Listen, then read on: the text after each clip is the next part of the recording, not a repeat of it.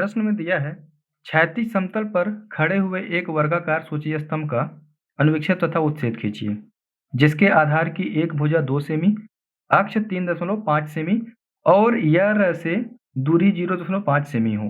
ठीक है, जो ये रेखा लेते हैं यह रेखा हमारा है य और र। इस रेखा से ये दूसरा रेखा जो लेंगे य डैश और र डैश, इसके बीच में जो दूरी होगा ये 0.5 सेमी का दूरी होगा। यहाँ पर 90 डिग्री का कोण बना करके एक लंब रेखा खींच लेंगे डॉट डॉट करके। ठीक है, वर्गाकार सूची स्तंभ, इसमें क्या दिया है वर्गाकार सूची स्तंभ का अनुविक्षेप और उच्छेद बनाना। वर्गाकार सूची स्तंभ कौन सी आकृति होती है? देखिए जैसे ये है ना, सूची स्तंभ में क्या होता है कि सभी भुजाएं ऊपर जाकर के एक जगह पर मिलती हैं, तो यही है आकृति वर्गाकार सूची स्तंभ। नीचे वर्ग के आकार का है तो ये वर्गाकार हो गया और सभी पॉइंट ऊपर जाकर के एक जगह पर मिल रहे हैं तो ये वर्गाकार सूची स्तंभ है। अब कह रहा है कि इसका अनुविक्षेप और उच्छेद बनाइए। अनुविक्षेप होता है जब आकृति को ऊपर से देखते हैं तो हमें जो आकृति दिखती है वो बनाते हैं अनुविक्षेप में। उच्छेद में क्या होता है, जब इसी आकृति को सामने से देखते हैं हमें जो आकृति दिखती है वो बनाते हैं। तो यानी कि सामने से देखने पर त्रिभुज बन रहा है और ऊपर से देखने पर ये वर्गाकार बन रहा है। तो वर्गाकार कब बनेगा? नीचे का जो समतल होता है ये क्षैतिज समतल होता है। जब ये क्षैतिज समतल पर खड़ा रहेगा, ऊपर से देखने पर जो हमें दिखेगा ये एक वर्ग दिखेगा, यानी कि अनुविक्षेप में हमारा वर्ग बनेगा और इसी आकृति को सामने से देखेंगे तो त्रिभुज दिखेगा और उच्छेद में त्रिभुज बनेगा। यही दोनों आकृति हमें बनाना है और कह रहा है कि जिसके आधार की एक भुजा 2 सेमी है। आधार यानी कि वर्ग की एक भुजा जो है 2 सेमी है और ऊंचाई यानी कि अक्ष का मतलब होता है ऊंचाई 3.5 सेमी है। तो इसको कैसे सॉल्व करेंगे, इसमें क्या बनाएंगे? ठीक है, अनुविक्षेप में हमारा आयत बनेगा और उच्छेद में त्रिभुज बनेगा। नीचे की तरफ जो होता है ये क्षैतिज समतल होता है और ये ऊर्ध्वाधर समतल होता है। और लाइन के नामांकन में जब लाइन का नामांकन करते हैं तो इसमें ये दोनों उल्टा हो जाता है। ये ऊर्ध्वाधर समतल का लाइन हो जाता है और ये क्षैतिज समतल का लाइन हो जाता है।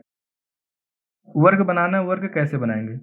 2 सेमी भुजा दिया हुआ है तो 2 सेमी की दूरी ले लेंगे। ये जो लंब रेखा खींचे थे सेट स्क्वायर के सहायता से इस लंब रेखा को इन दोनों पॉइंटों पर समानांतर रेखा खींच लेंगे।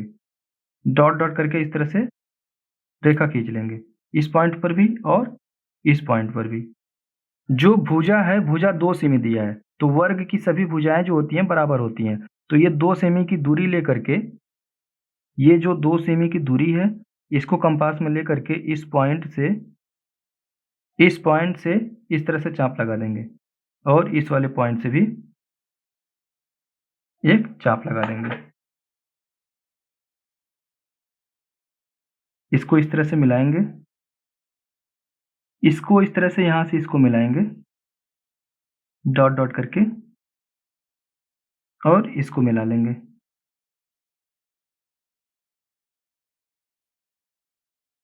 ठीक है, ये जो पॉइंट मिला ये पॉइंट केंद्र है। ठीक है, अब इसका नामांकन कर लेते हैं क, ख, ग और घ।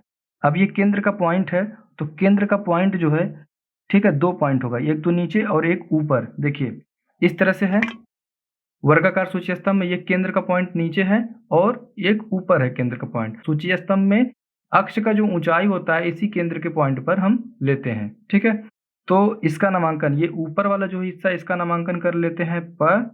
नीचे का जो केंद्र का पॉइंट है इसका नामांकन कर लेते हैं फ।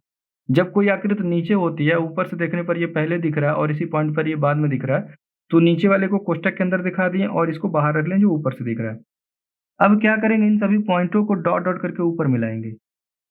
अक्ष की ऊंचाई हमें केंद्र की पॉइंट पर लेना है तो अक्ष की ऊंचाई जो है इसको हम डॉट डॉट करके ऊपर तक ले जाएंगे। ठीक है, इस तरह से। इसके बाद ये जो पॉइंट है इस पॉइंट को मिला लेंगे यहाँ पे, इसको मिलाएंगे यहाँ पर। अब जो है ऊंचाई कितना दिया हुआ है, 3.5 सेमी दिया हुआ है। 3.5 सेमी की दूरी कंपास में लेकर के इस पॉइंट पर ऊपर वाली रेखा से यहाँ पर इस तरह से ले लेंगे। यहाँ से अक्ष की ऊंचाई हो गई है और इन पॉइंटों को यहाँ पर मिला लेंगे। अब इसका नामांकन देखिए यहाँ पे क्या करेंगे। फ का जो पॉइंट था ये नीचे था, ये पॉइंट हो गया फ। प जो है इसमें ऊपर था केंद्र के पॉइंट पे तो प आ गया ऊपर से। अब सामने से जब इसी आकृति को देखेंगे ख पहले दिखेगा और क बाद में। इस पॉइंट पर क और ख दोनों दिख रहे हैं तो ख पहले दिख रहा है, ख को बाहर कर लिए, क बाद में दिख रहा है, क को कोष्टक के अंदर कर लिए। सेम इसी तरह यहाँ भी है, ग पहले दिखेगा, घ बाद में दिखेगा जब सामने से देखेंगे। ग पॉइंट बाहर कर लिए और घ को कोष्टक के अंदर कर लिए। इस तरह से ये अनुविक्षेप बन गया और ये उच्छेद बन गया।